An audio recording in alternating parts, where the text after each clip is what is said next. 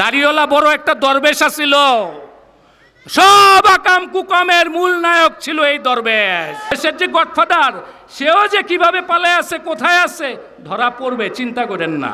এই বিগত 16 বছর এবং আরো 2 বছর তত্ত্বাবধায়ক সরকারের আমলে এই মোট 18 বছর আমরা এই দেশের মাটিতে থেকে জনগণের সাথে থেকে রাজনীতি করে গেছি, পালিয়ে যাই না। আপনারা পালিয়েছিলেন? আমরা সবাই যেভাবেই হোক দুর্বিষহ জীবনযাপন করেছি, অনেক কষ্ট করেছি, জেল জুলুম হুলিয়া করেছি, রাতে ঘুমাতে পারি নাই, কিন্তু পালিয়ে যাই নাই। মাত্র 10 দিন হলো কি সৈনিক বানাইলেন হাসিনা আপনি? কেউ তো আর দেশে নাই, সব গেছে পালাইয়া। 15 আগস্টে জাতির পিতা আপনারা বলেন, তার মৃত্যুবার্ষিকীতে ফুল দেওয়ার লোক নাই। আগে তো লাখ লাখ ডেক খেচুরি বইতো, কই গেল তো মুজিব আদর্শের সৈনিকেরা? নাই। আর এইখানে একটা স্থানীয় দরবেশ ছিল, দাড়িওয়ালা বড় একটা দরবেশ ছিল, সব আকাম কুকামের মূল নায়ক ছিল এই দরবেশ। সেই দরবেশ কিন্তু বাড়িতে ঘুমায়, আমরা কিন্তু ঘুমাইতে পারি নাই। আমরা কি বাড়িতে ঘুমাইতে পারছি শান্তিতে? আপনি কিন্তু বাড়িতে ঘুমান।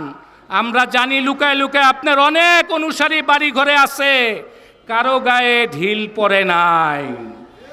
সাবধান হয়ে যান, দেশে আপনার নেত্রী আপনাদের ছেড়ে পালিয়ে গেছে, একা তার বোনকে নিয়ে পালিয়ে গেছে। কি গেছে কিনা আপনাদের কিন্তু নেয় নাই, আপনাদের জানেও নাই, কেউ পালাইতে পারেন নাই। আর আপনার দরবেশের যে গডফাদার, সেও যে কিভাবে পালায় আছে, কোথায় আছে, ধরা পড়বে, চিন্তা করেন না। তো সুতরাং আমরা যে কষ্ট করছি, সেই কষ্টের পরেও আমরা ইনশাল্লাহ ধৈর্য ধারণ করতেছি।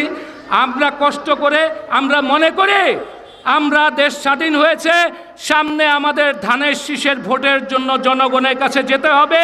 আমরা ইনশাল্লাহ জনগণ যদি আমাদের ভালোবাসে, আমরা নিরঙ্কুশ সংখ্যাগরিষ্ঠতা নিয়ে ক্ষমতায় আসব। এই সকল দরবেশ বলেন আর যত আওয়ামী লীগের নেতাকর্মীরা আছেন, তাদের একে একে মামলার আওতাধীন এনে তাদেরকে মামলার অধীনে এনে বিচার করা হবে। পালাইছে ভাই, পালাইছে, পালাইছে ভাই, পালাইছে। ধন্যবাদ।